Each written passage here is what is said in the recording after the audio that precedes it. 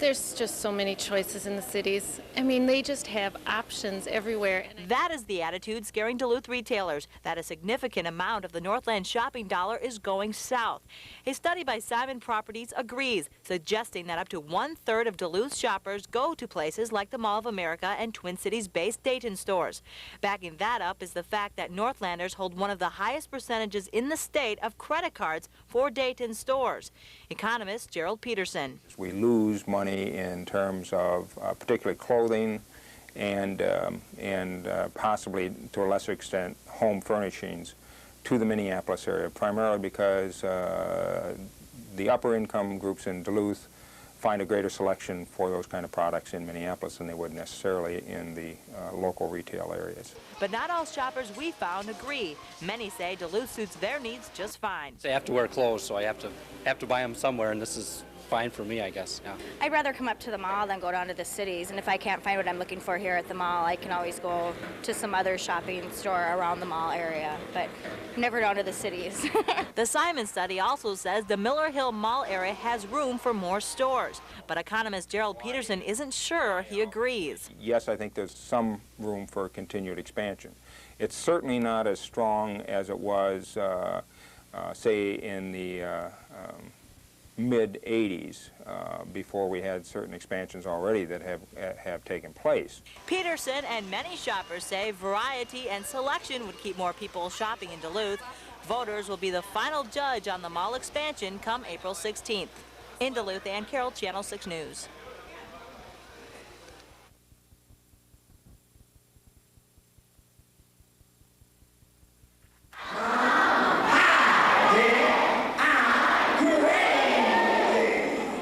They call this man the Pied Piper of Sign Language. His name is David Parker, and he brings his show of music, inspiration, and understanding to hearing and hearing-impaired children all over the country. My hope is that the children will take away with them a positive feeling about communication in general, a positive feeling about sign language, and also a positive feeling about just interacting with each other. The audience for this show at the Charlottesville Performing Arts Center included elementary school children from the Charlottesville area and from the Virginia School for the Deaf and Blind in Stanton. People are more attracted to our deafness. It makes them, and it makes them feel very good about themselves to see other people using their language.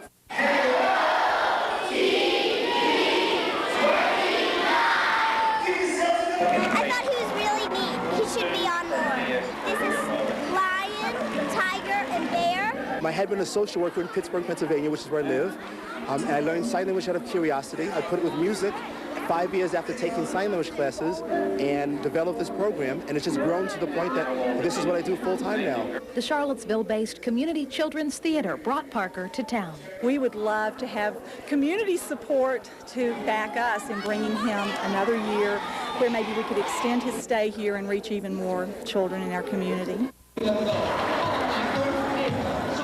And if you ask these kids, they'd tell you they'd like to have him come back again and again. In Charlottesville, Allison Burns for NBC News.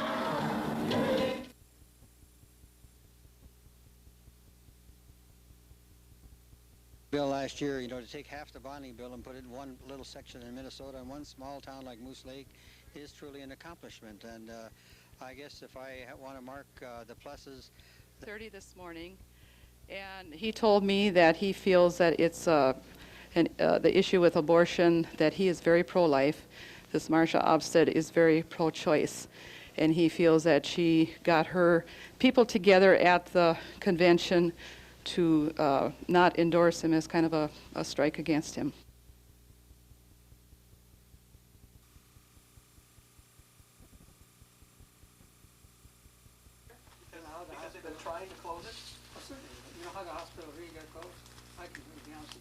They'll always accuse me of being the one-issue candidate. I mean, I can build hospitals and I can build roads, and they'll still tell the world that I'm a one-issue candidate just because I'm strong on the pro-life. That's not true.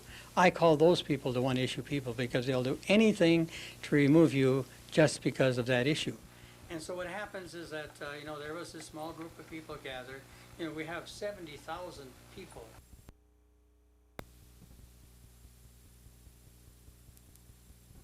Want to stop off for another battery or two, Gary?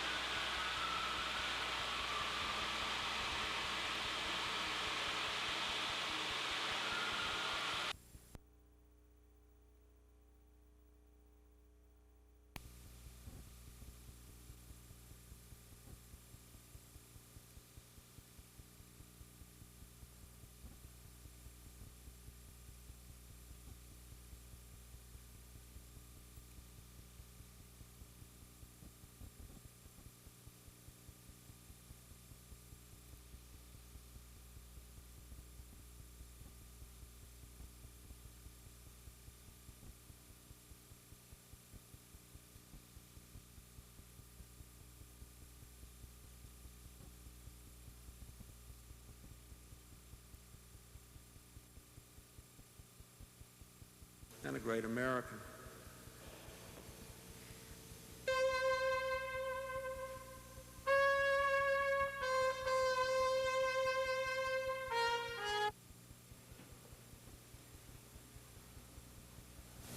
He led his party to the presidency.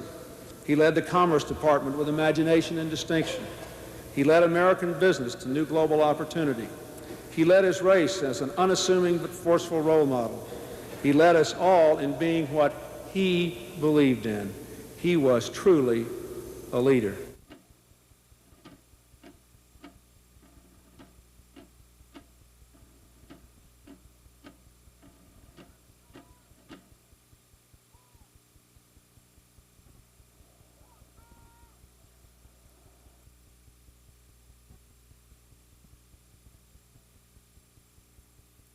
In my beginning of my time, there was 650 people in this department right over here that you see, just as like a garage. It all began 51 years ago in 1945 for the Novosinski brothers.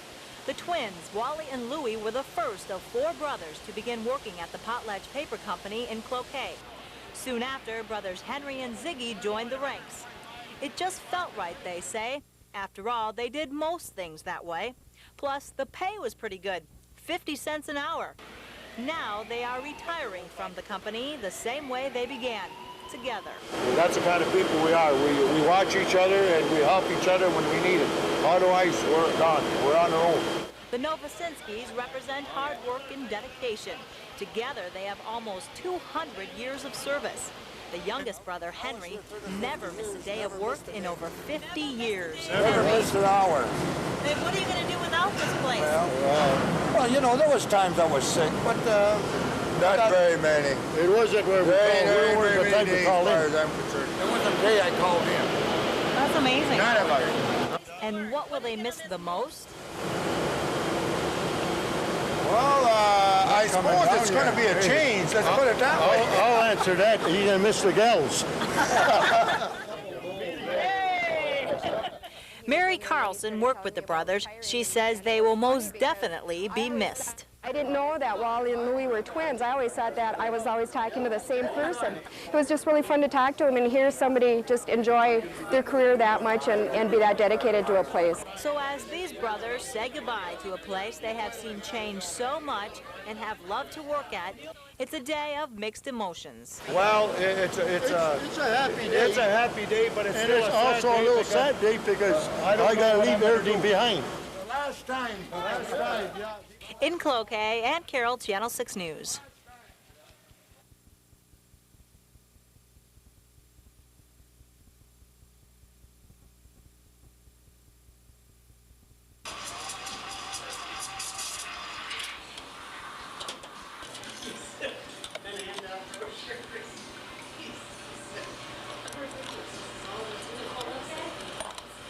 It is very nice.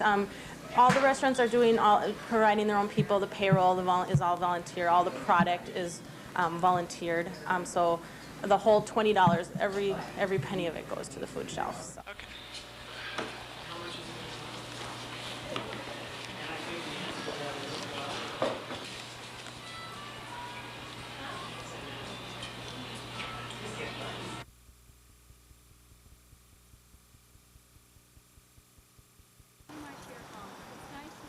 For Duluthians on both sides of the mall expansion issue, campaigning has reached its peak. On one side, Friends of Miller Hill Mall, opposing the projects, has kept awareness up through constant news exposure, with representatives always available to the media. On the other side, Citizens for Building Duluth has a well-funded media ad campaign with newspaper, billboard, radio, and TV ads spelling out expansion benefits for Duluthians. Both are hoping to win your vote. The heart of our concern is that we're citizens of Duluth. We live in Duluth because it has a beauty. It has strong neighborhoods. It has a beautiful Duluth. We're concerned about the environment, on what this has done to the environment that already is existing. Needless to say what it's going to do if it further sprawls. For the group advocating mall expansion, the road to the referendum was paved by contributions from mall developers. There are no limits on campaign spending for a city public referendum, leaving the ad campaign between the sides an open race for those who could afford it. Well, we've had a lot of ads and a lot of things in the paper just in the last couple of days. And I think what that does, that really illustrates the breadth of the support for our campaign. Some of those ads the committee had put in, and we've gotten support from groups as diverse as organized labor on one hand to the Chamber of Commerce and Small Business on the other hand.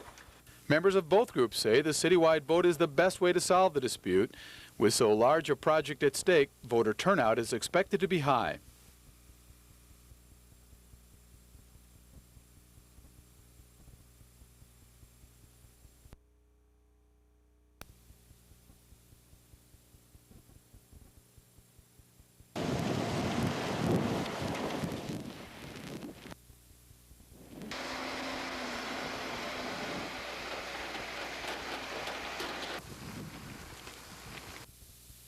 So many people, we have had higher numbers of people calling back needing additional funds than we've ever had in previous years because it was so cold, their heating bills were so high, and their energy assistance grant was just too small.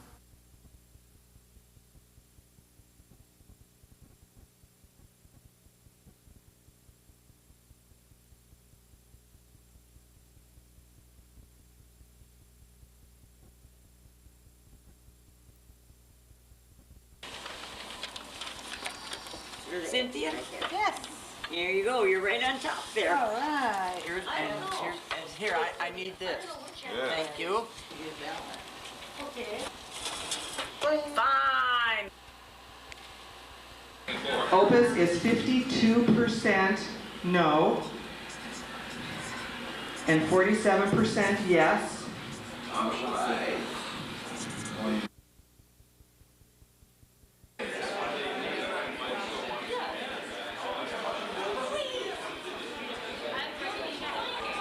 Is that chocolate or marble? 8 feet at 225.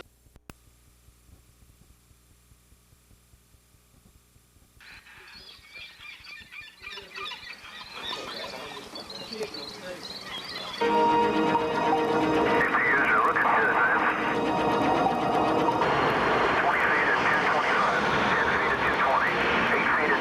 America's spaceport.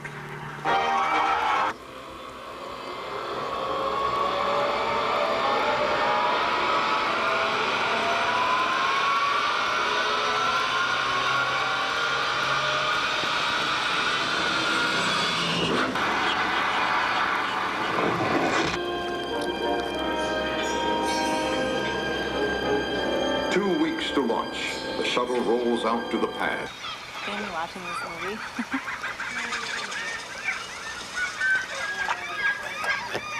You're gonna be angry with me. Uh-oh, you're shooting. Where are you shooting? Danny, what are you shooting? Huh?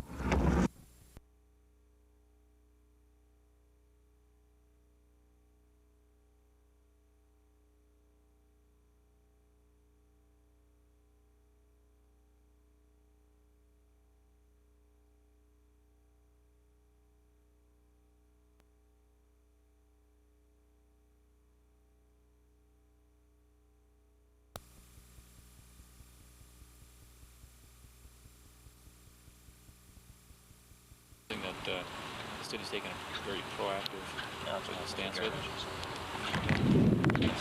So, you know, it's a collaborative, a partnership. They're the main group that you're working with? Well, actually, yes, actually we retrofitted lighting in approximately 600 square feet of facility space and street lights, and it also includes some indoor air quality, ventilation, different types of improvements that help out the work environments and spaces that the public benefit from.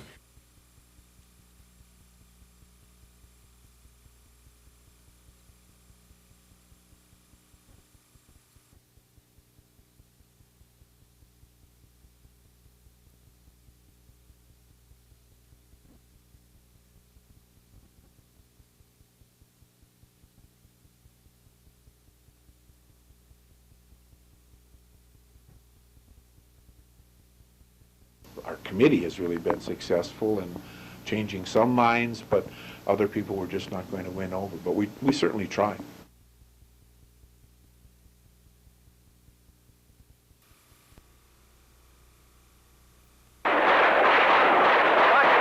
Watch, grenade, get out. Cheryl Wrighton was in college at the height of the Vietnam War, a war she called a personal watershed event.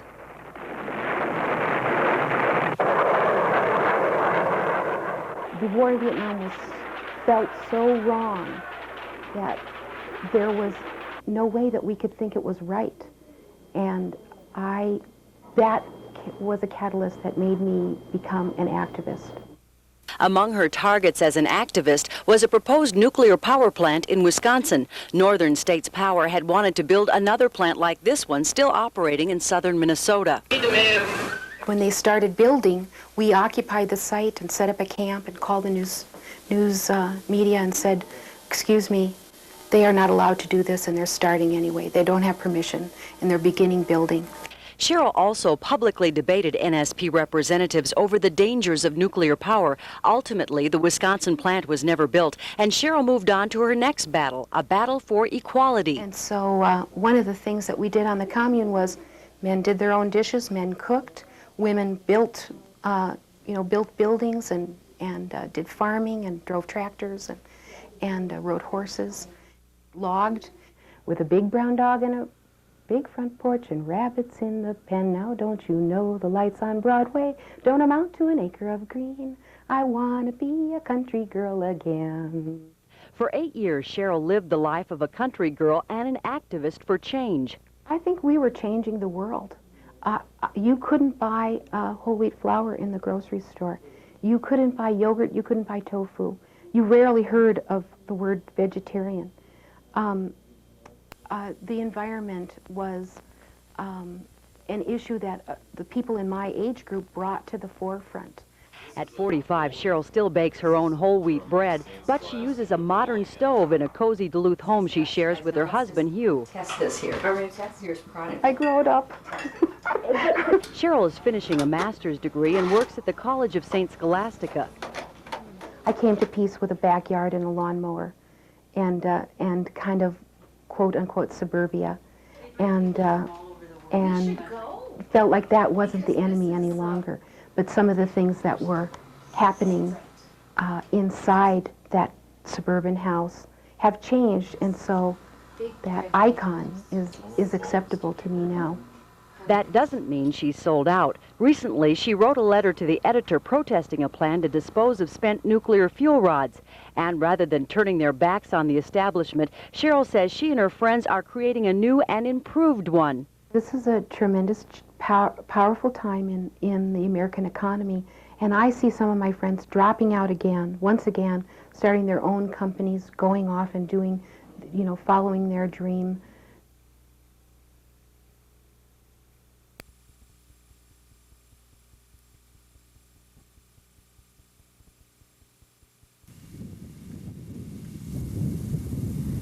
The Minnesota fishing opener is just over a week away, but some anglers may have a problem this time around because ice remains on many lakes. Near Lake Vermilion, merchants who thrive off this event say they're concerned about their business. We're concerned, but we had to live with Mother Nature. Everyone has to, and so we just have to adjust to it. Dean Esla owns his coffee shop on Lake Vermilion. He says during the opener he usually hires more help, but not this year. He says the restaurant will lose significantly. We decided to wait. There's just 2 of us going to run it for the weekend because normally we'd have about 4 working, but I don't think there's going to be enough business to justify that. Right now, the ice on Lake Vermilion is at least 2 feet thick, and many people around here say the meltdown isn't coming anytime soon. Ice hasn't been on Lake Vermilion this late for almost 20 years. This lodge owner says if it doesn't clear soon, it will hurt many businesses. We're very dependent upon the weather and how it affects our business. So it can hurt. It can hurt all of us up here. So hopefully it'll get warmer and we'll have a good summer to make up for it. And it's not just Vermilion. The Department of Natural Resources reports lakes that would normally be open are covered with thick ice across much of the Northland. Near Tower, Tamika Snowden, Channel 6 News.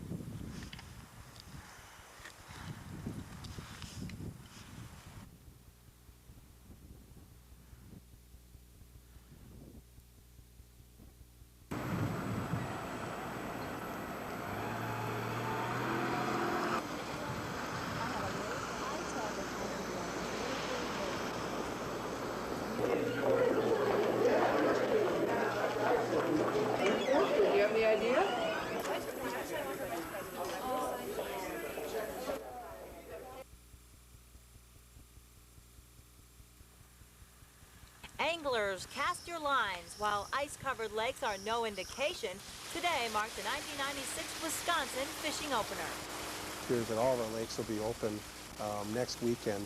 And so we're hoping that many of the people who canceled out this weekend will just shift their opener from the traditional first Saturday in May to the second Saturday in May. For Steve and Everett both, empty lines were no surprise. Maybe something like caught a fish. Water temperature is pretty cold. With cold water like this, they aren't very active. They're kind of sluggish and kind of stick together, and we haven't been able to find them anyway. So. Like the walleye, this father and son have also stuck together. They have fished the opener here on Nelson Lake for the past 7 years. And while they've had better luck with their lines, they say it's a quality time that matters.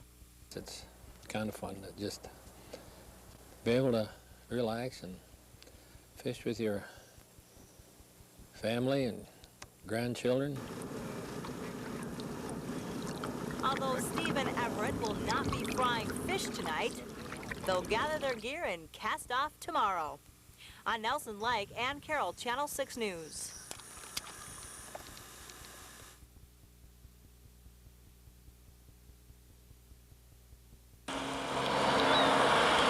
Friends and neighbors are still in shock, trying to sort out the events which led to the shootings just before 6 Saturday morning.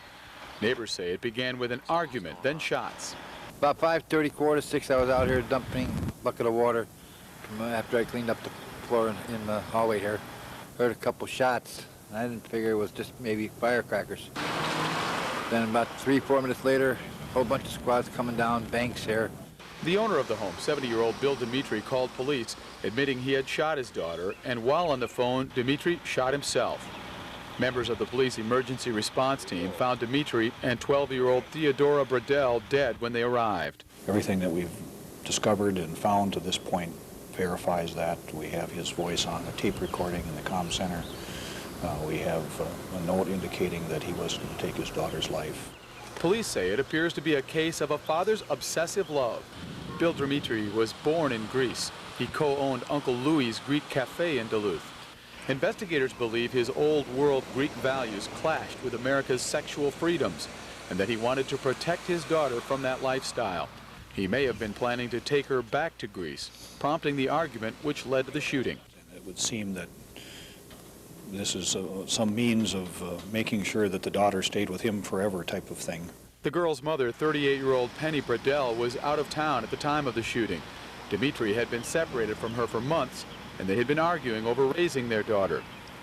Police say there had been 2 domestic abuse calls, but that 12-year-old Theodora remained the center of Bill Dimitri's life until he decided to end it Saturday at 1622 Banks Avenue. In Superior, Dave Jench, Channel 6 News.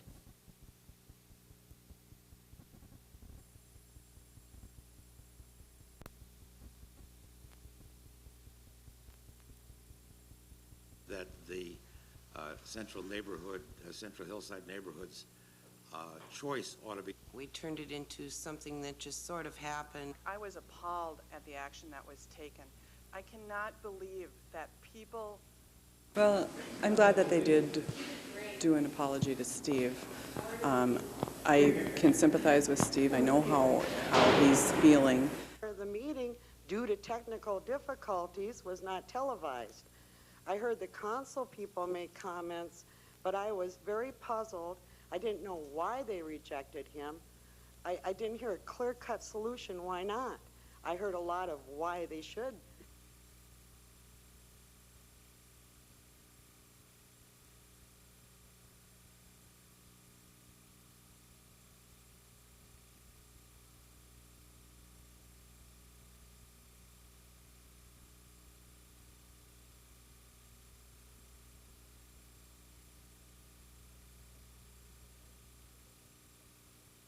Since 1978, the people of northern Minnesota have been subjected to ever-increasing U.S. Forest Service regulations in the boundary waters. Many in the area have seen their customs, their cultures, and traditions uprooted by federal regulations which have shut them out of the land that they call home.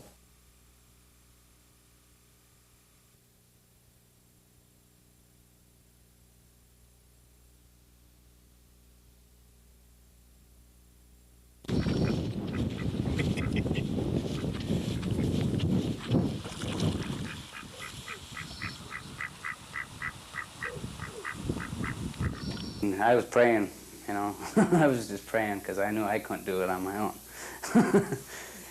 So I was praying, and Lord helped me through that.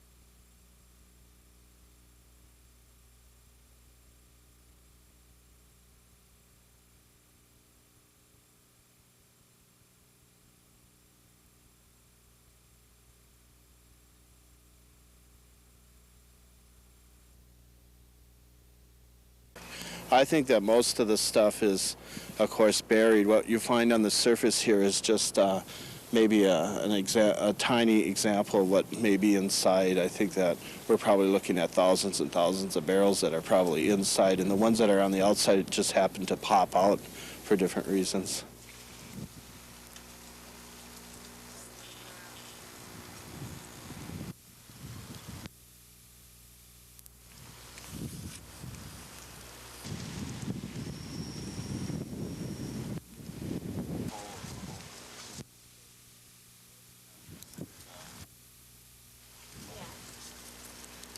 So this is just like, if you're looking at somebody's pain.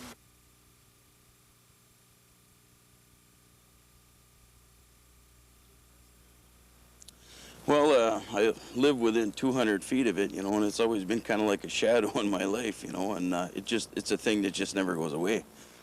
Those words express this Cloquet residents' feelings about a possible toxic landfill there, and the city of Cloquet says it's investigating the problem.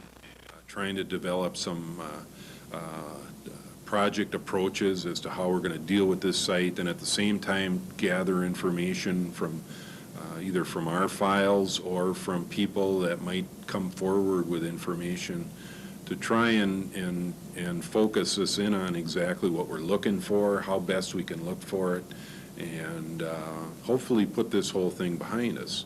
Tony Benko has lived by the landfill for 45 years.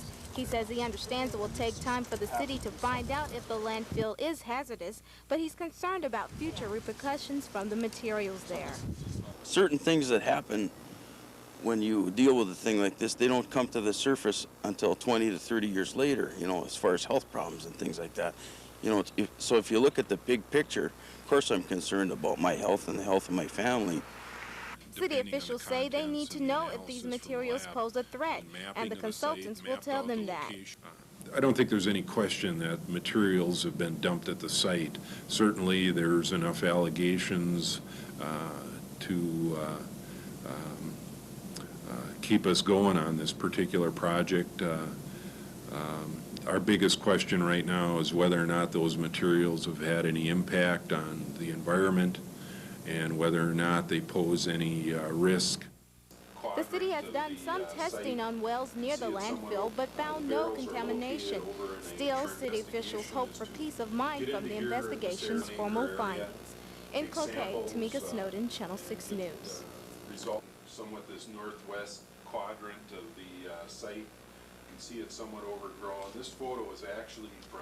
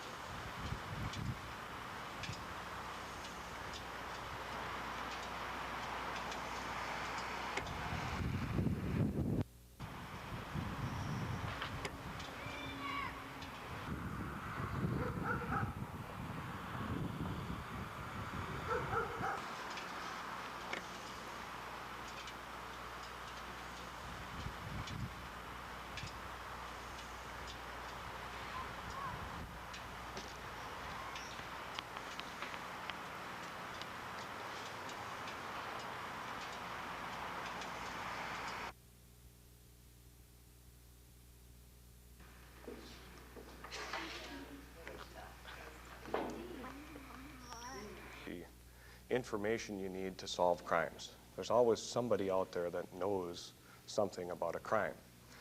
And part of community policing is getting out there and talking to people about potential crime problems, helping them with things like seeing that their property is marked, or maybe going to their home with them and looking over their windows and doors and things like that to see whether or not they could withstand a burglary attempt.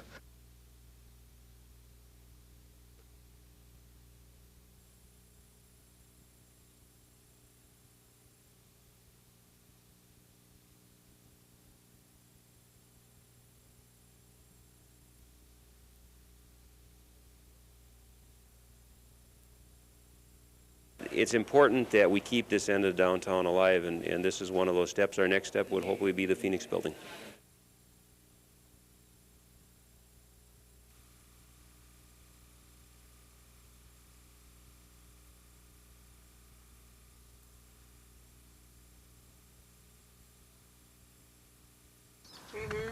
I think you're right. I think that's a good way to put it too.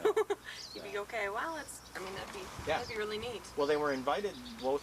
Sure, we all do. Yeah. We all do. And who did you say it was in Washington that No matter which side's bills were to pass, that they would only exacerbate the problem, that they're going to make things worse, not better. Because if the Oberstar-Graham's bill were to pass, which would, swing control to the locals and open up the wilderness to more motor use, the environmental groups are not.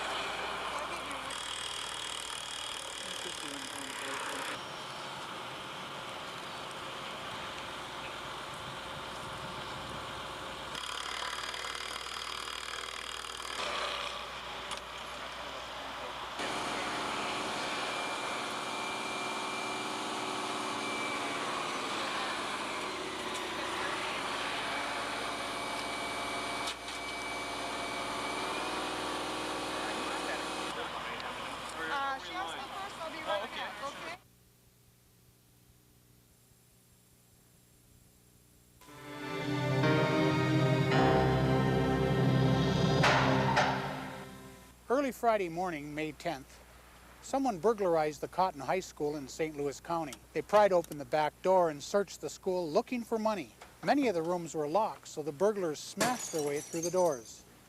Inside, they broke into the closets and searched through the file cabinets and desk drawers. In the office, they chopped open the school's safe.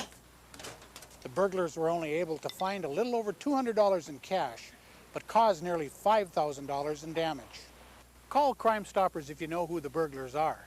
We'll issue you a Crime Stopper number, so we'll never have to ask you your name.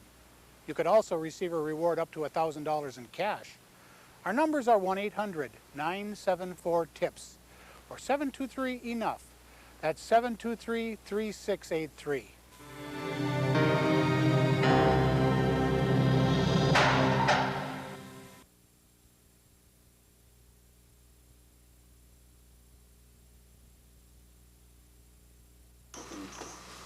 Nice looking piece of paper. State share of these. Right or am I wrong? Huh? We call it right, Mayor. That's what I thought. A great backer of hockey, and specifically. The head of the State Amateur Sports Commission and his chair, Mr. Duffy, says you're going to get it. So when Doug and I were lobbying very heavily for these projects, we had great assurances that we were going to be successful. For anybody who would like to have something. Stan would make out there in the cities, but yet Duluth in District 11 has 50% of all teams that play in that district. We probably have fewer ice sheets than a lot of small towns.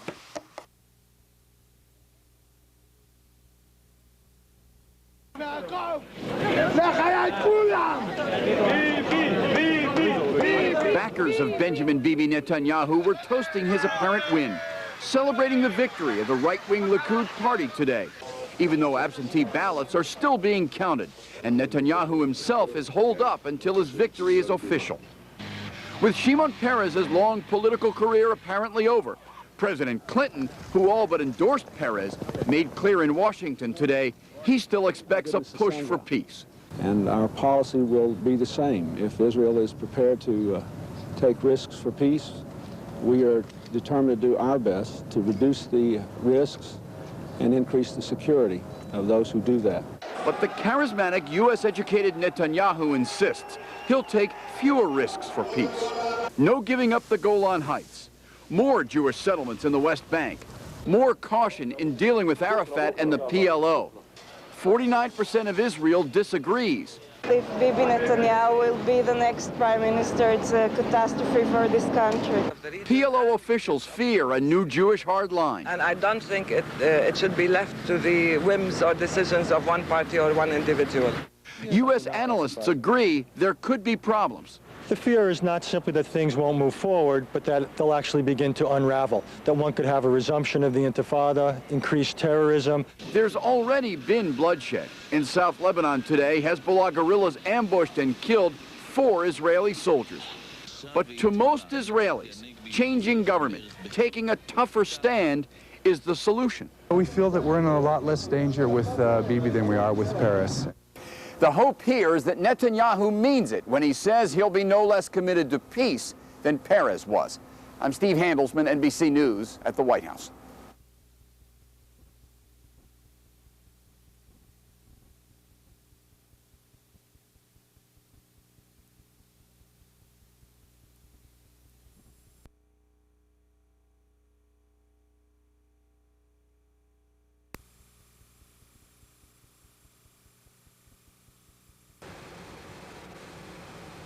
The longer days with twilight lasting well past 9 p.m. are here, and you know what that means. Mosquito season is here. The peak of mosquito season is in June and July. We live in a prime area for mosquitoes because they thrive in the 14.5 hours of daylight we have from the first week of May until the second week of August. In the spring, you'll have them start to hatch perhaps in April in this area, and they won't emerge until Memorial Day or maybe a week or so ahead, so it might take 4 or 5 weeks. So it's all temperature driven. Our temperatures this year have been cooler than last, but it does not mean that we will not have mosquitoes. The weather can either slow down the onset of mosquito season or speed it up. This year's cooler temperatures just means the worst part of the season will be a couple of weeks late, especially along the northern areas of the North Shore. So within an area as large as the northeastern Minnesota, there will be some mosquitoes already appearing when in other areas there won't be. Certainly the further you go north, the more delayed they will be because it's further north and it's cooler. Our itchy bites all start with rainfall. Mosquito eggs hatch when we receive a good downpour. Anything that has standing water over the summer can produce mosquitoes, and it's not uncommon to find a 1 pound or 2 pound coffee can that can produce literally hundreds, if not thousands, of mosquitoes in the summer. I'm meteorologist Mickey Prangley, Channel 6 News.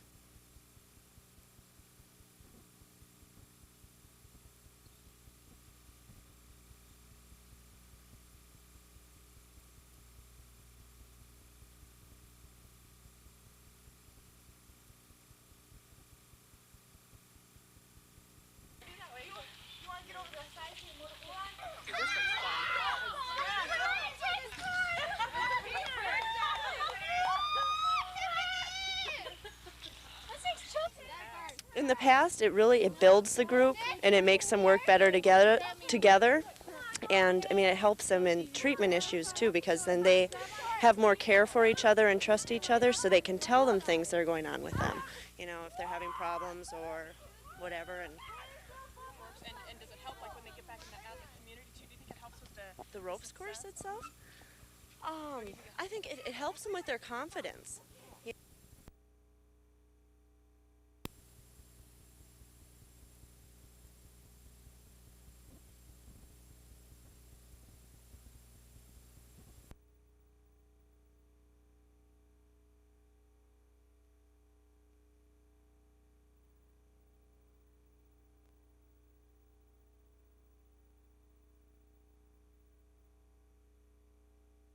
Something that you'll be talking about at the convention? I'm sure people will be talking about it quite a bit, but you know, I think that's something to be viewed on an individual, case-by-case basis. The results are in with most of the people that were at all involved, so I don't think that there's much more decision-making to be done. What are the basic tenets of your platform you think you'll come up with this weekend? Okay.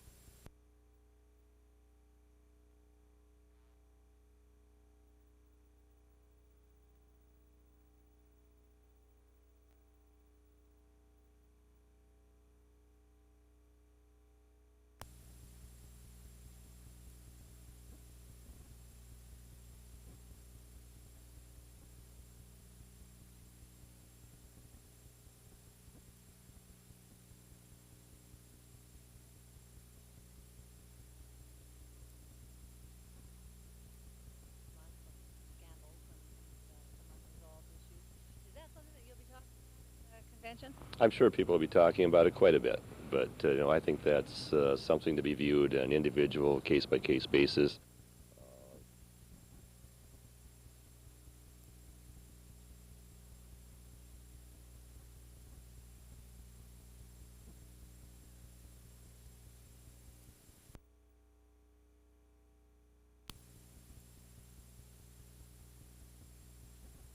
Representatives, certificate of appreciation,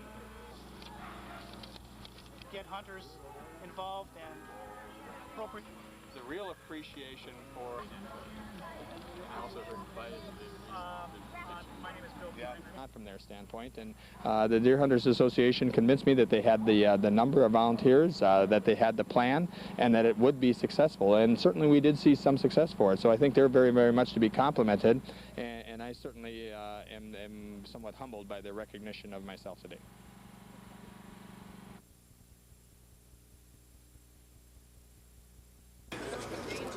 There's no test drive. Wait a minute, Herb.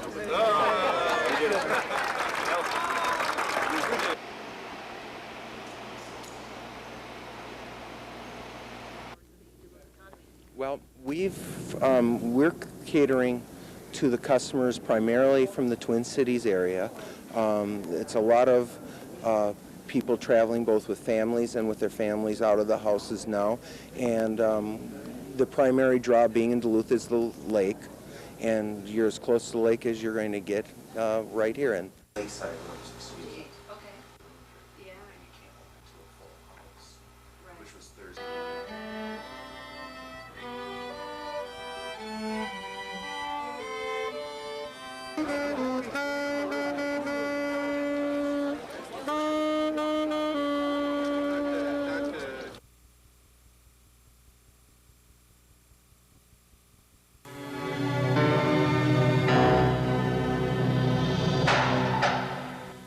The Lion's Den Tavern in Brule, Wisconsin was burglarized early Monday morning, May 20th.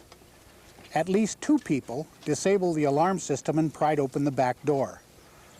Sheriff's deputies suspect the burglars were familiar with both the alarm system and the business. They were looking for money and quickly searched through the drawers to see if any had been left out. They next loaded the business safe onto a 2-wheel cart and rolled it to their truck. They also stole a 12-pack of beer to drink on their way to Wisconsin Point in Superior, where they broke open the safe. Call Crime Stoppers if you know who the burglars are. You could receive a reward up to $1,000 in cash and still remain anonymous. Our telephone numbers are 1-800-974-TIPS or 723-ENOUGH. That's 723-3683.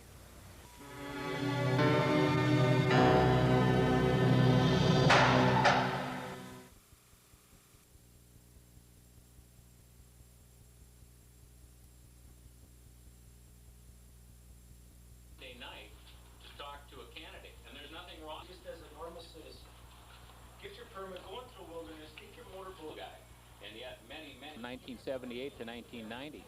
He could have introduced legislation to remedy some of these problems, like the truck portages, and he just ignored that situation and did not do it. Had to wait till Rod Grams came along and Oberstar and introduced legislation, and I'm going to support them in getting that done, which Rudy did not.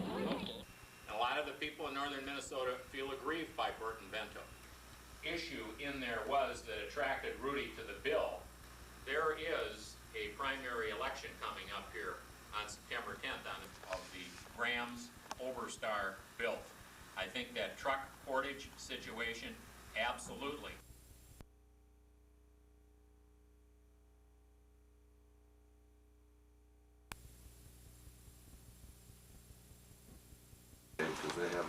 nothing to support, they can't do anything positive.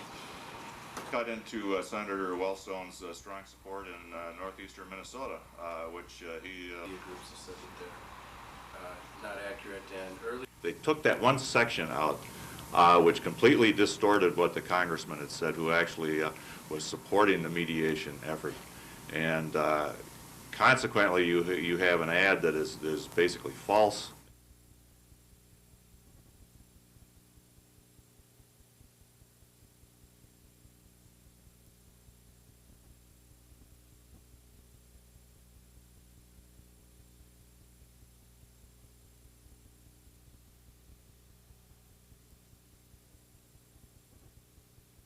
They use them to keep people warm. What it does. Since 1979, Herb Dillon of Duluth has been volunteering his time at the Grandma's Marathon Medical Tent.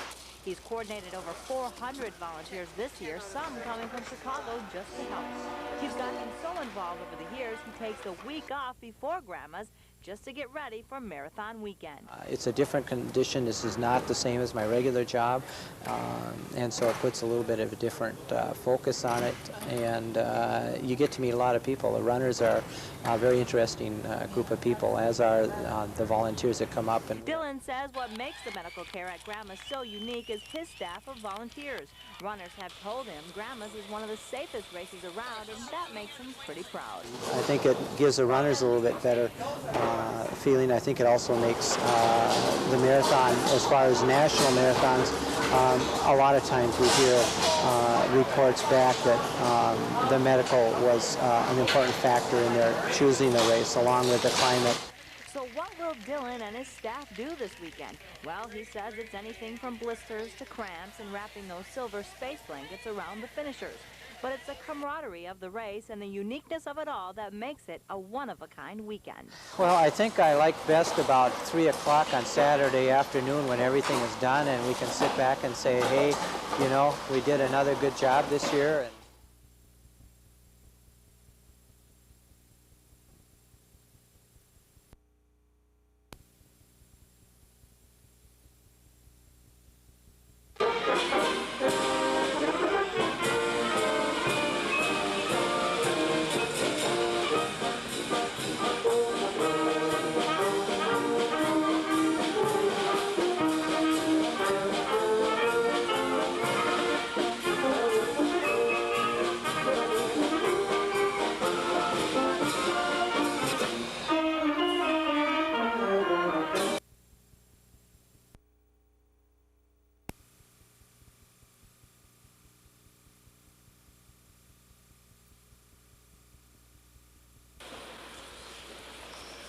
3 men were in Douglas County Court facing charges in connection with the June 22nd armed robbery. Ricardo Wade Fairbanks, Thomas Allen Sheehy, and Perry Sam White are accused of breaking into the Superior apartment with a sawed-off shotgun and demanding jewelry and cash from the resident. But a Douglas County judge says there was not enough evidence to hold White and ordered him released. All charges have been dismissed. And it's our position that the complaint that was filed does not identify any degree of involvement by Mr. White in any criminal activity or even any awareness of any criminal activity. Fairbanks, Sheehy, and a juvenile are still being held. Outside the courthouse, friends and family members gathered in protest. They say broadcast media identification of the suspects as Native American men is prejudicial and has nothing to do with the crimes. They don't have to identify who these individuals are by their race. It's been the choice of our Duluth TV media to do that, and for one of our stations to take and sensationalize and to attack and incriminate and try to destroy family structures and other things and to try to destroy us professionally.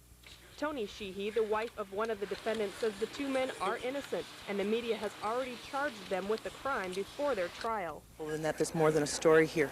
We're innocent people, we're innocent victims, and these men are innocent until they're proven guilty, and no one's giving them that opportunity. There isn't a fairness in this whole situation at this point in time because of what the media has done. The preliminary hearing was adjourned early and will resume on July 17th. In Superior, Kim Steininger, Channel 6 News.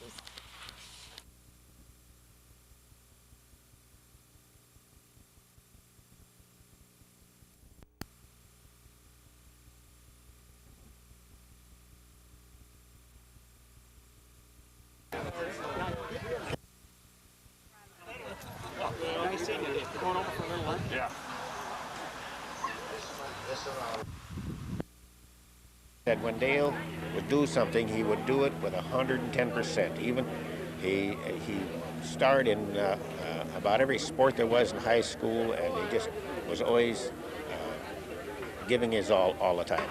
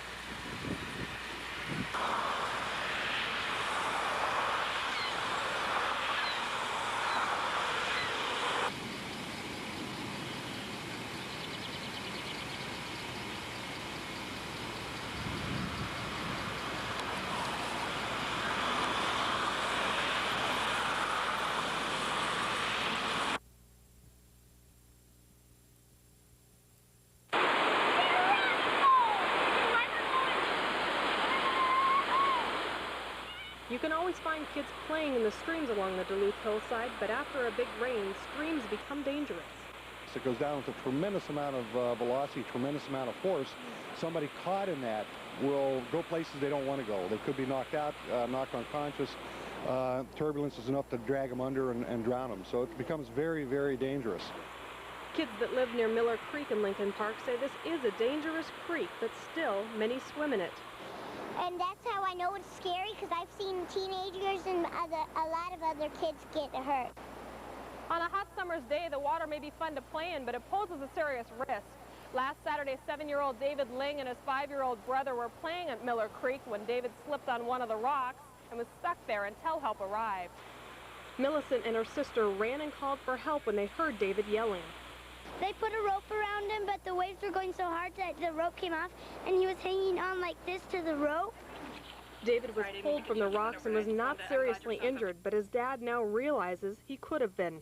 And I feel like I should have been there, and I do feel somewhat responsible for it. And, you know, I'd hate to see a kid die down there, you know, I'd hate for that to happen to any kid. Officials say parents need to take responsibility for their kids and know where they are at all times. That's a piece of advice David Ling has learned the hard way.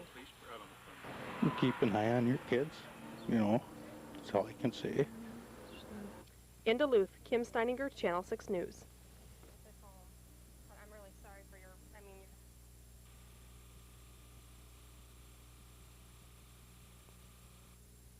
Tonight, she's strong-willed, exceptional, someone you'd like to know. Just wait till you meet her, one of the 5 most inspiring women in America. Who is she? Find out tonight on NBC Nightly News. I'm Michelle Lee. Coming up at 6, do you know what's going on in your community? It's National Night Out. We'll have a live report from a Duluth neighborhood. Plus, an end to the great foghorn debate may be hiding just beyond the fog. We'll have these stories and more at 6.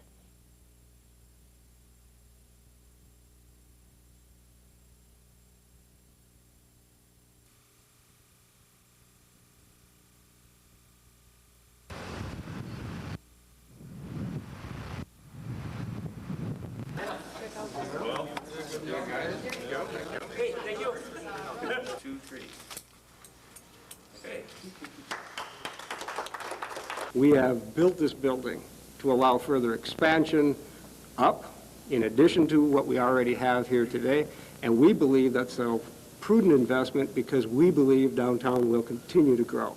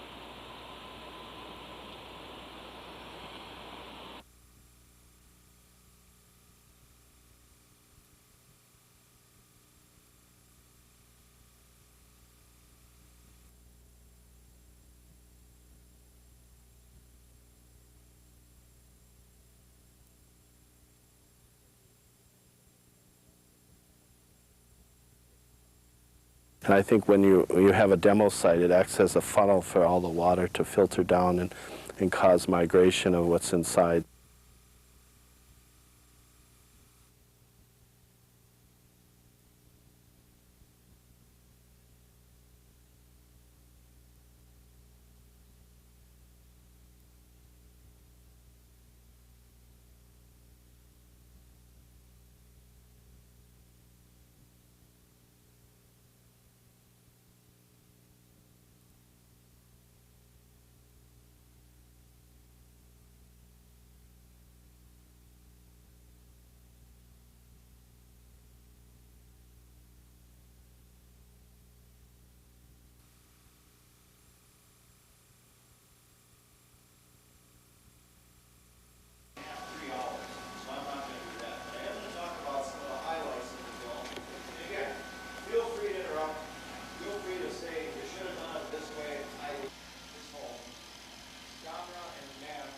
And they are required to have, during their probation period, which many times is very extensive, they are required to inform law enforcement officials as to their whereabouts and to any move that they make.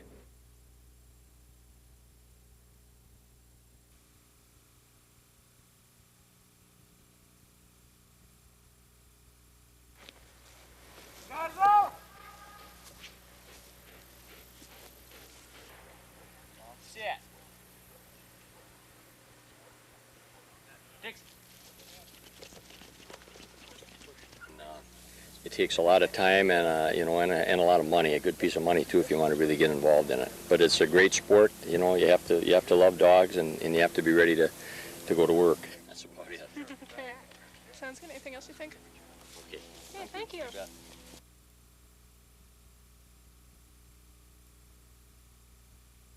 Later than 36 months from conveyance of the property. That's all detailed out in the public documents. Off the record and unofficially, despite all the focus on the economic, the monetary cost of Mayor Doty and I think anything that brings traffic into the area is going to be helpful. Anything that will bring the office sector worker from the other end of town down to this end of town, be able to mill in and out of the retail shops that are available in the downtown area certainly is a positive.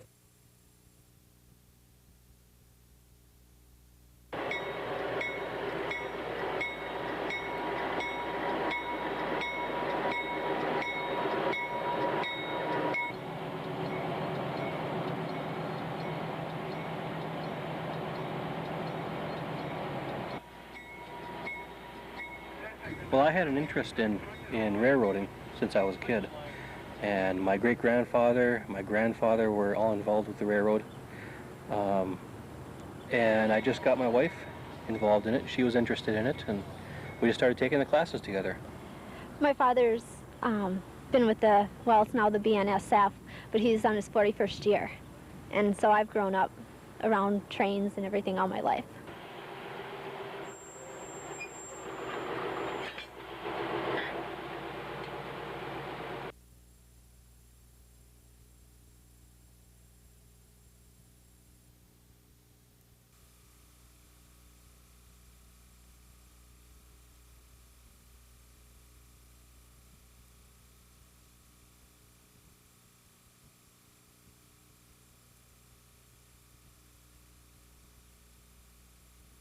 then you find another barrel underneath that barrel. I mean, when is this, are you just going to continue to go and go and go until you run out of visual barrels? Is that what the MPCA is telling you?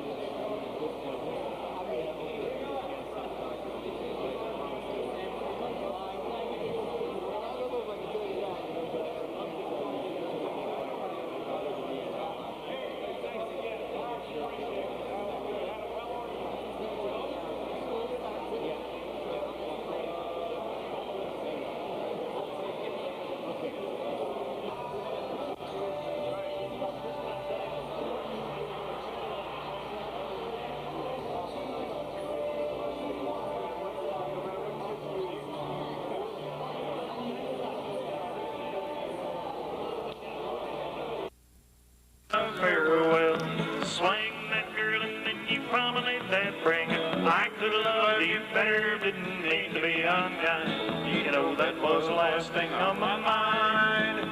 A side square through the middle and I got him on for and go. No, Sondo, your corner, wait there, you know. Relay your Lucy, go rolling round. I don't know Lucy, but she's there somewhere.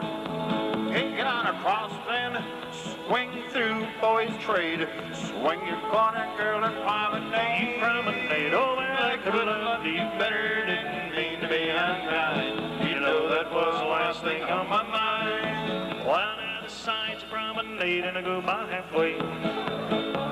Come down the middle and past the ocean. Extend to the outside to explode and do the right and left through. Send her back a Dixie style of an ocean wave. Take a peek and trade the wave, but the girls do it twice. And the corner swing, swing that corner, girl, and then you promenade that ring. I could love you better, didn't mean to be unkind. You know, that was the last thing on my mind. And those boys promenade and go walk, and down the ring. You're gonna run back, swing there with your date. Well, you're gonna join hands a circle and go walking a while and do an element on up to the corner of the hall and weave around that ring while you're going away with no words of farewell. Swing that girl and then you promenade him home. Oh, well, I could love you better, didn't mean to be unkind. You know, that was the last thing on my mind. Swing a bunch. You know, that was the last thing on my mind. Break time. Round's coming up. Thank you, the game. Thank you, Thomas. Thank you.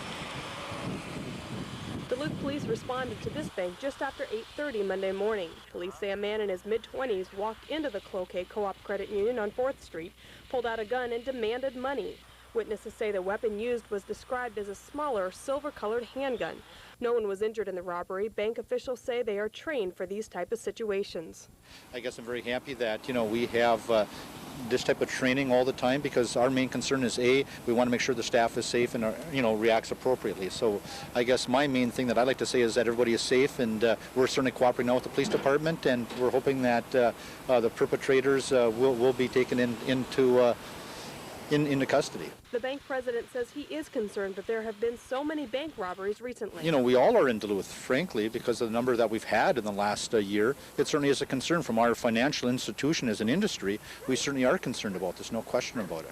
In a little over 6 months, this bank has been hit twice. In February, a man with a similar body description robbed this co-op just after 9:30 in the morning. He then fled in a stolen vehicle. Police say they don't believe the two robberies have any connections, only similarities.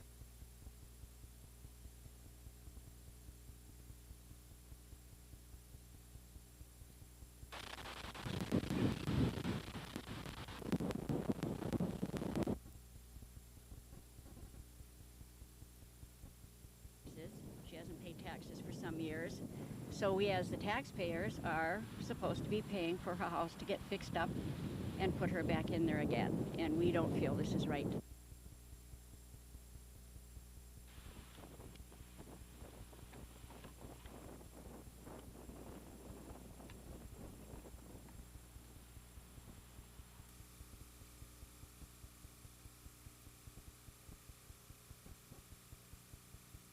Corrected in certain ways, keeping the athletic director there.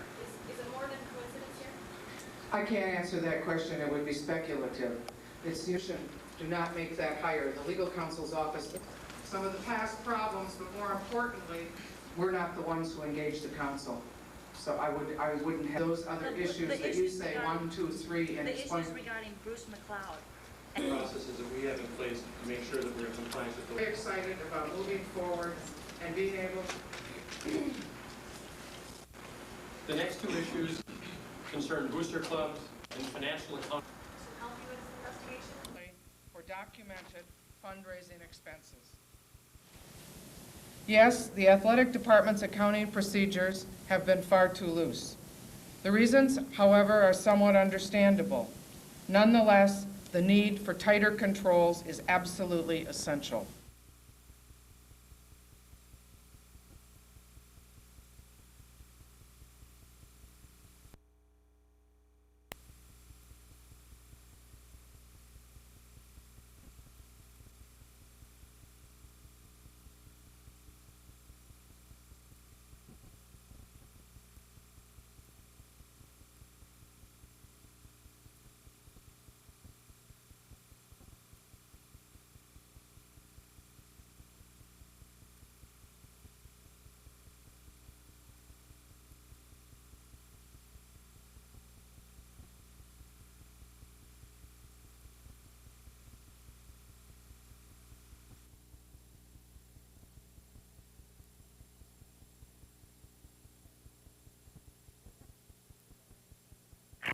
I was just thinking it's really disgusting because now it makes everyone scared to go out, and it's just a terrible thing, and it shouldn't happen.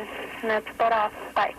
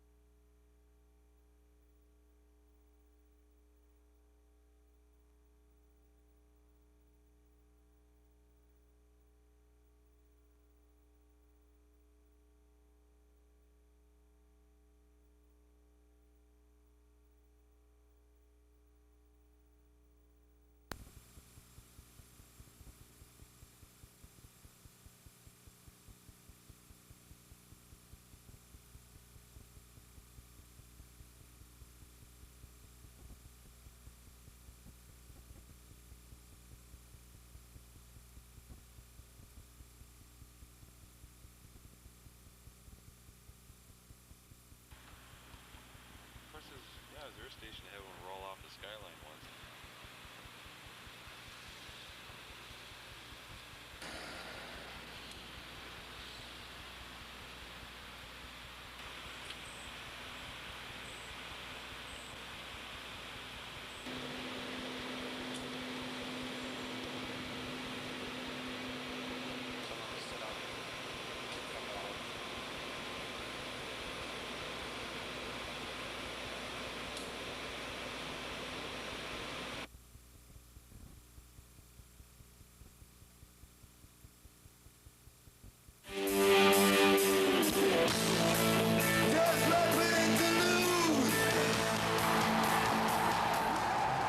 Kiss, Def Leppard, and Ted Nugent. They are all headline bands that once made their own headlines right here in the Twin Ports.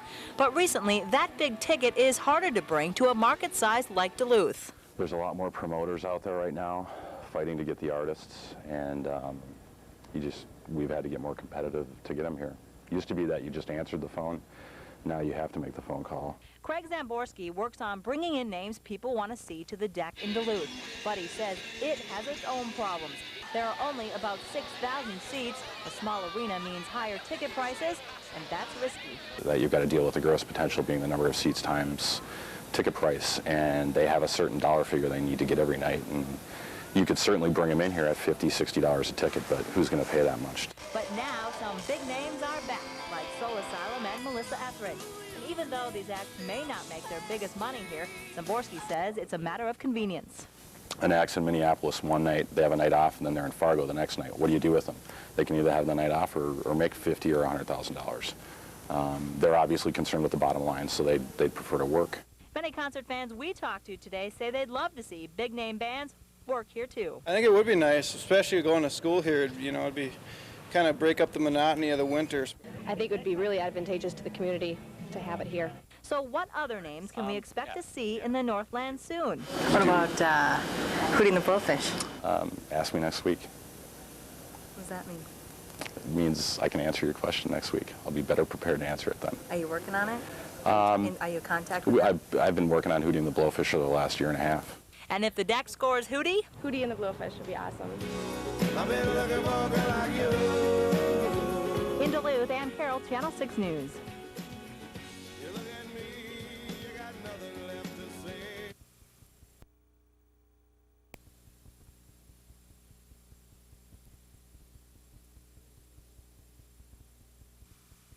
Any questions? After you get them all up there, Jim. I believe in leading by example. People will know that one of the hardest work. I believe that's because I've already earned their trust and respect. Get along. I think there's going to be a transition period there, I'm not quite sure. Basically, the candidates that are coming out of the department, it really could... My department will protect the rights of every citizen. Complete management of the Douglas County Sheriff Rescue Patrol.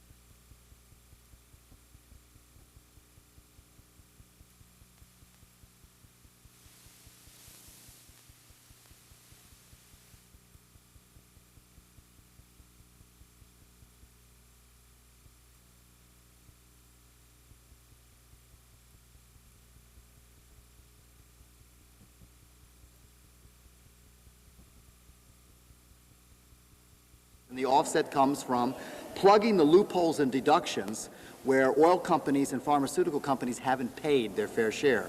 I don't think you can tax businesses so that they cannot do well, but when you've got these big multinational corporations that are getting subsidies that no one else is getting, it's a matter of simple justice. So that's the difference. I mean, I don't give away tax breaks to Exxon or to the big pharmaceutical companies. I don't give away tax breaks to these large pharmaceutical companies or big insurance companies, but I do think there ought to be some tax.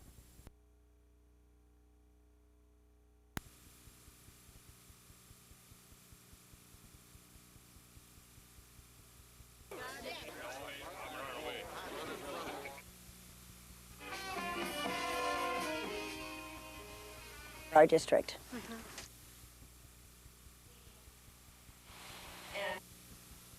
I think it's unfortunate that crossover voting is permitted. It should be prohibited, and there have been a number of efforts to do just that. It's only fair that the Republicans pick their candidate as they see fit, and that candidate should be selected by Republicans, and the same should be true for our candidates. Only different.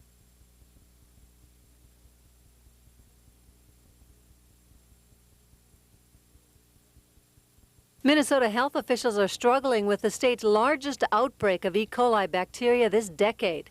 The source of the outbreak is a daycare center in downtown Faribault. 16 children have come down with the symptoms of E. coli bacterial infection. On Live at 5 tonight, we'll have the latest details. Also at 5, in our entertainment report, late-night NBC talker Greg Kinnear is quitting for a full-time career in film. I'm Barbara Riles. Join me for these stories and more at 5.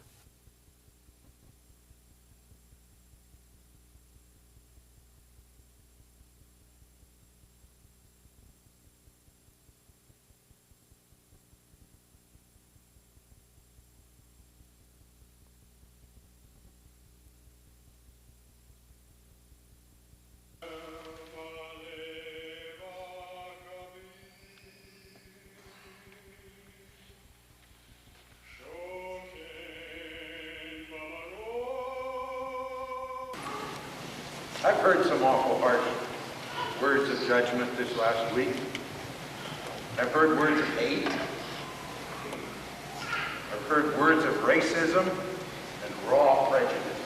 We cannot speak of reconciliation from the majority white community unless in the same breath, it seems to me, we speak and deal honestly, first of all, with what is on inside of us. We cannot speak of reconciliation.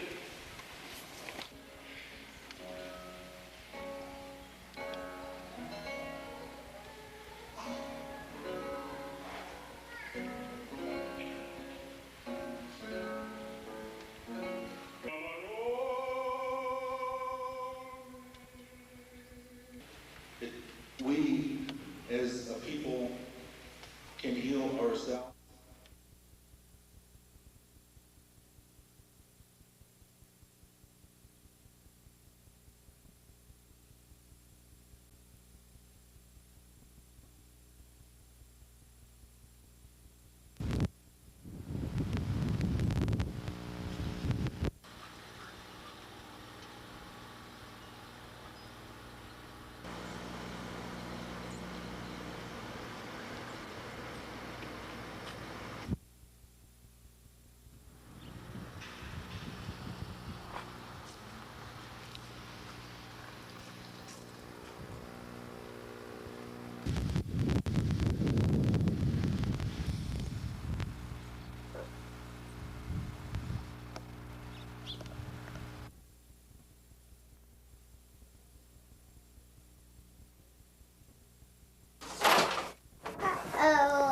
Think I have a breakaway here.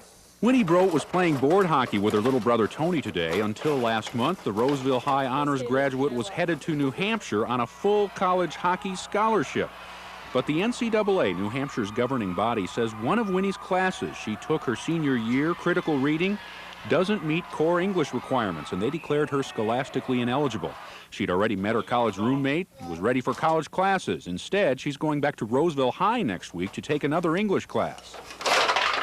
I just feel kind of embarrassing, just the fact that going back to high school, I mean, I already finished my high school years and kind of wanted to move on. Just calling to see if you've heard anything from the NCAA, if there's any last avenue of appeal that's available for Winnie. Upstairs, Winnie's father is on the phone trying to get answers. She's a 3.502 student. She's taken way more core courses than is required by the high school. She's on the National Honor Society. We just assumed that it was a slam dunk. What are we doing here? But last year, the NCAA upped its English requirements. Roseville officials thought the critical reading class would cover that. Well, I'm totally appalled. Joyce Hebert was Winnie's teacher. She says Winnie was a great student. We had no idea up front that this would be a problem, so we're feeling just awful. High schools like Roseville file course descriptions with the NCAA's Clearinghouse Committee for approval. Of the critical reading course, the NCAA says the material that the high schools sent the Clearinghouse sounded very much like a personal services course, a lifestyle, not a core academic class. And they say the Clearinghouse didn't have it listed as a core course. But school officials say they believe the NCAA had approved the course. Well, I think we feel a great deal of responsibility, as to whether or not there would be any legal responsibility or not. It's not for us to judge, but it makes us feel real bad, and I think the girls, of course, are the ones that are experiencing the nightmare.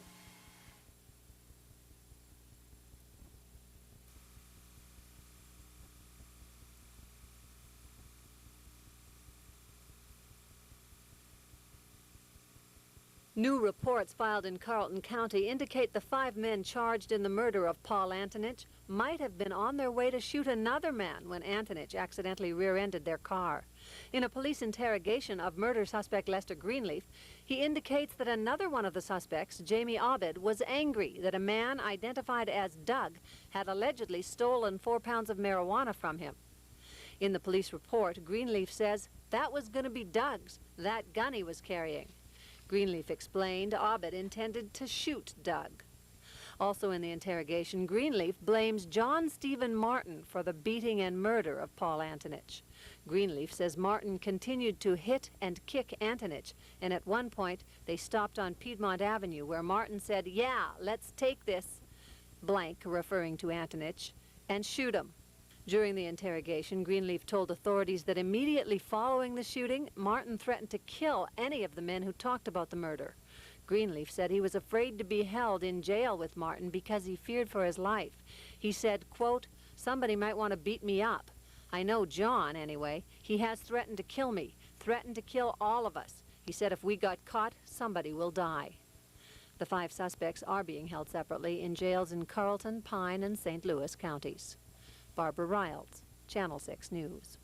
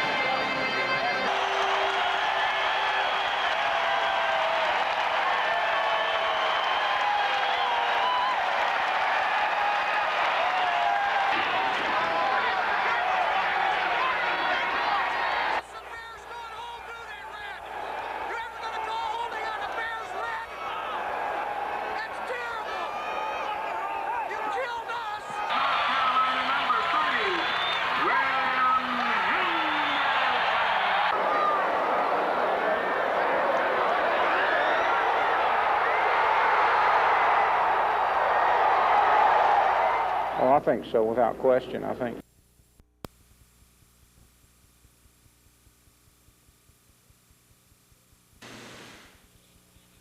Duluth-based Cirrus Design has plans to expand its facility and hire more employees, 100 in the next year, and eventually over 600 people would be hired. This means good news for the economy. This is a tremendous opportunity with this growth, a manufacturing facility, the types of jobs that everyone in the community believes that the city should go after, and certainly we have done that. The new facility would be built adjacent to the existing facility. The first phase would be 106,000 square feet and would cost $4 million. Groundbreaking would begin by November 1st if the contracts are approved. Cirrus needs approval from the city of Duluth to go ahead with the project. The current building is primarily engineering, research and development kinds of activities going on. The new facility will be production of the airplane. The new building would build 250 SR-20 airplanes a year. They are the first in a line of FAA-certified production aircrafts to be built at Cirrus. I really believe that someday in the future that we're going to be standing up here on the site of the largest employer in the city of Duluth.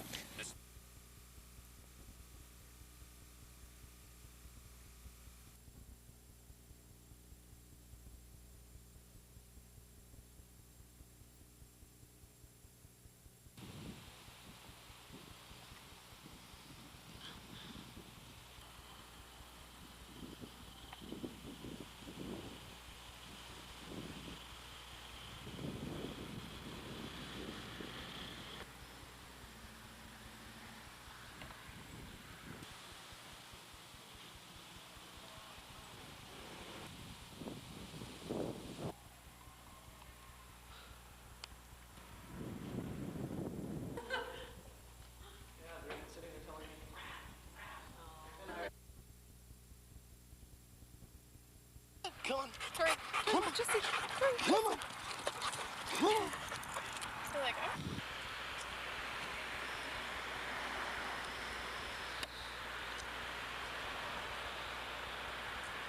Well, we found it, we didn't know before we started, but it seems to be a very effective way to raise money because people were more than happy to give money when we're saying it's for Bobo and Ernie instead of saying that it's for me.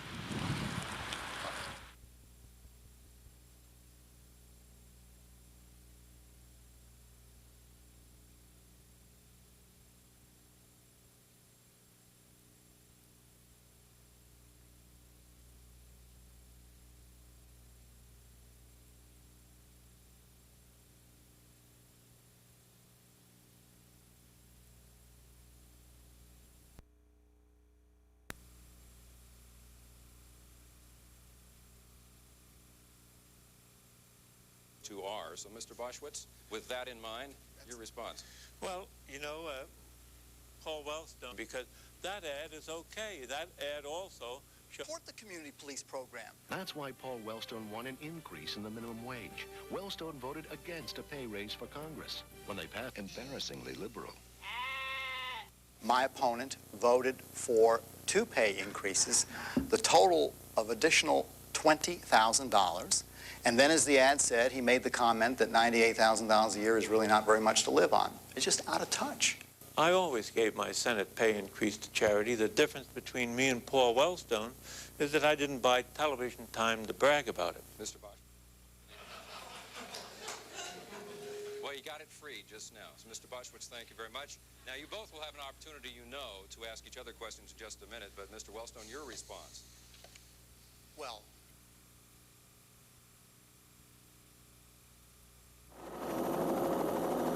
many Northlanders will not forget the benzene spill of 1992. On June 30th of that year, a Burlington Northern train carrying benzene and other chemicals derailed. The chemicals leaked into the Nemadji River and caused thousands of people to be evacuated. Now, over 4 years later, some residents say they are still feeling the effects. The town of Superior residents we talked with would not go on camera and say they've been told by legal counsel not to talk to the media. Some say they have experienced health problems, which they say is related to the benzene spill. I have received calls that people are not feeling well generally all over their body, aches and pains, that they also are experiencing respiratory and general fatigue. Dr. Robert Morris will present the study findings and answer questions from the public at the meeting. I hope that the meeting shows that something can be done for the people that are experiencing health effects. I really believe that there are people out there that are hurting, and I just hope they find peace.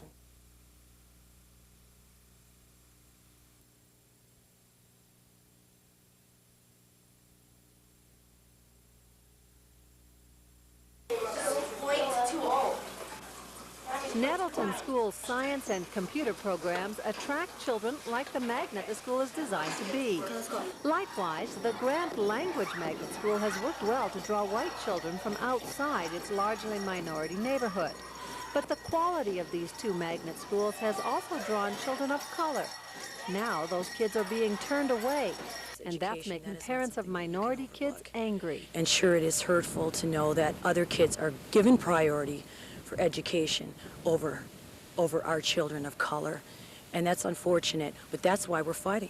This fall, close to 50 families of minority children who had chosen Nettleton or Grant received letters telling them that they'd have to find another school.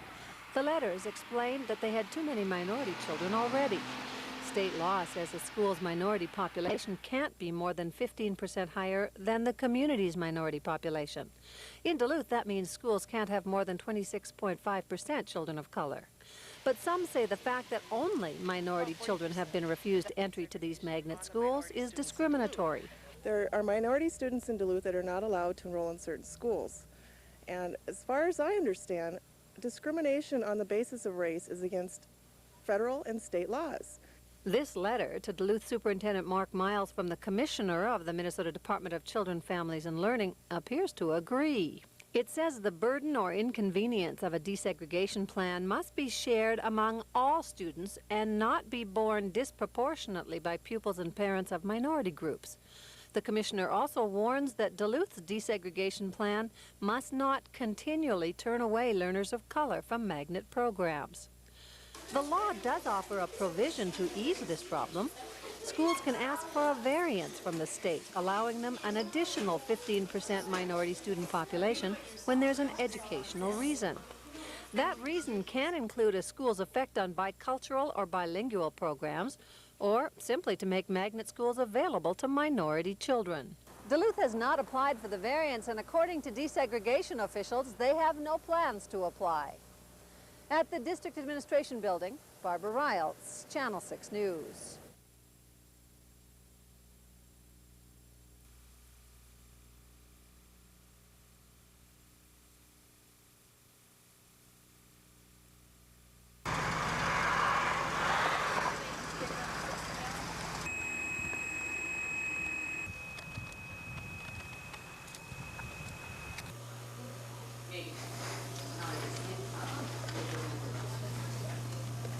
They struggle with having to choose between heating their homes, buying food.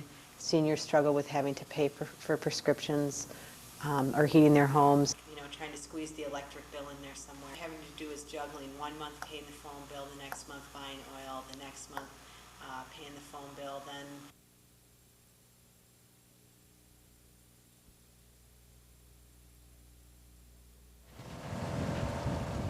I was searching full-time for shipwrecks, and I kept noticing these logs on the bottom. They were kind of getting in my way at times, and I always kept it in the back of my mind that they might be usable, salvageable. That was 1986. 10 years later, Scott Mitchin is watching a piece of rich northern Wisconsin heritage come to life again. What we're doing here is more than just bringing these to the surface and putting them on the market. We're telling the story behind them. That story dates back more than 100 years when the lumber industry was flourishing. The logs floated along the lakes and rivers to their destination, but some became so waterlogged they sank.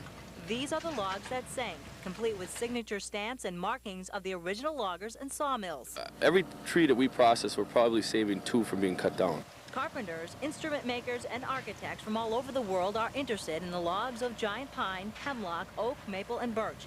John Macciola of Canada came down to see how this process all works. His company uses the wood in the Olympic Saddle Dome hockey arena in Calgary. It's gorgeous. I mean, you compare the fine grain texture of the oak against what is commonly available, and the two there's a night and day difference. Once the logs are brought up from the bottom of the lake, they'll come here to the Superior Waterlogged Lumber Company in Ashland. They hope to process more than 30,000 of these logs per year. It's been more than 60 years that a sawmill has operated in Ashland, and that's good news economically. Wisconsin State Representative Barb Linton introduced the legislation that made this venture possible. The law is drafted in such a way that the logs have to stay in Ashland or Bayfield County and be milled here, so they cannot leave here a raw product. Mitchin and his partners hope to open a theme park and interpretive center along with a mill that will eventually employ more than 100 local workers while keeping a part of history alive. These guys that cut these made $1 a day. They got them this far, and I have to think that they're upstairs looking down at us saying, all right, they finished off our job. In Ashland, Wisconsin, I'm Ann Carroll for NBC News.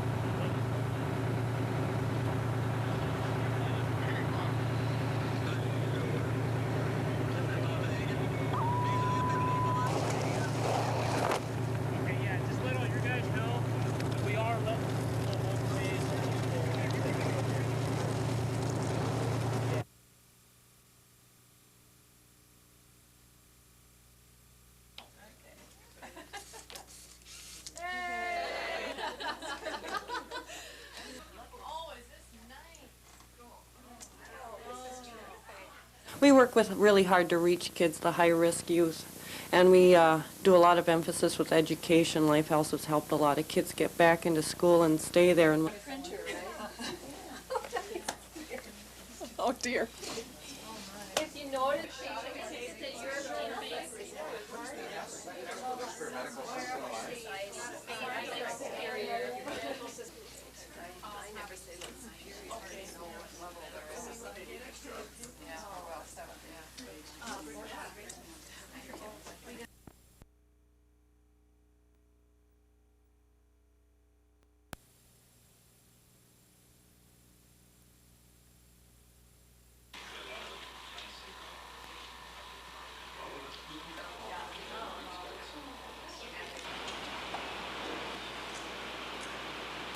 And in 1993, 2,365 physicians continued their license, citing the Minnesota Care Law, managed care, and the 2% provider tax, as well as the $400 surcharge that was placed on their license.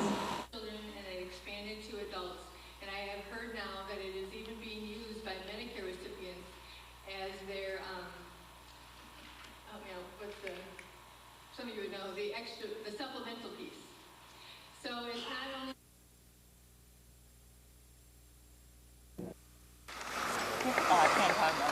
They've laced up their skates, put on brand new uniforms, and hit the ice. Ready for the 1996-97 hockey season. But this is a team that has been shadowed by the controversy of the university's athletic department. But this team in this town is always under the microscope. You know, they're a big fish in a small bowl, and it's sometimes a little bit more to ask out of them than most kids going to college or in institutions and other places, but they handle it well. They've had to handle the fact that their former athletic director and current WCAJ commissioner is facing criminal charges for the alleged misuse of university money. They've also had to deal with the past of one of their own, Sergei Petrov. Can't really say much about it. Nothing came of it. I don't know much about it, and we just kind of leave it out of the situation. He's back, and he'll probably come and help the team a lot. That's right, Sergei Petrov is back in a Bulldog uniform. Petrov was suspended last season after he was charged in July of 1995 with first-degree criminal sexual conduct, a felony. Those charges were for allegedly raping a woman in her campus apartment in March of that year. In April of this year, those charges were dropped. And certainly there's people who probably have opinions about what happened, and I'm going to go by what the judicial system said. The case was dismissed for lack of evidence. As far as we could tell, he did nothing wrong. We investigated through the university. we did what we thought was right, and sometimes you have to make decisions with your head, not just your heart. And I think that the smart thing would probably have been to avoid it. I can't suspend them for being free.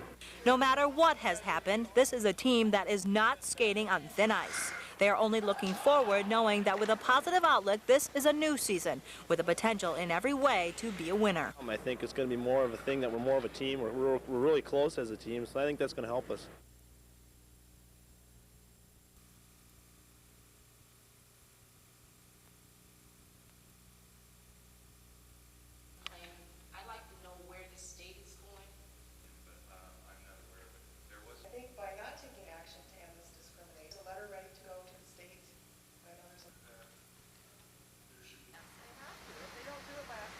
The school district is saying that minority children cannot be magnet students because that will affect their racial balance at the magnet schools. And to me, that you're telling someone that they can't go to a certain school because of their race, that's discrimination, and that's a violation of the Civil Rights Act. I'll never understand the explanations that I've been given. The resolution which is found in that whole magnet school that it was under current. So now, therefore, be resolved. That's what we're trying to eliminate here.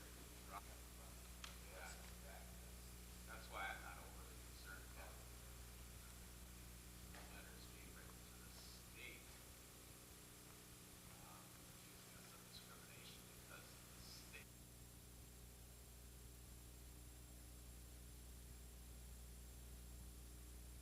It's a good opportunity for me to show the people what I have done, implementation of the 911 emergency communication I've supported, and the county has been successful management. I really think it's a disservice to the public the way that he has been spreading misinformation, allegations, and false accusations, and I'm going to stand up for the truth every time.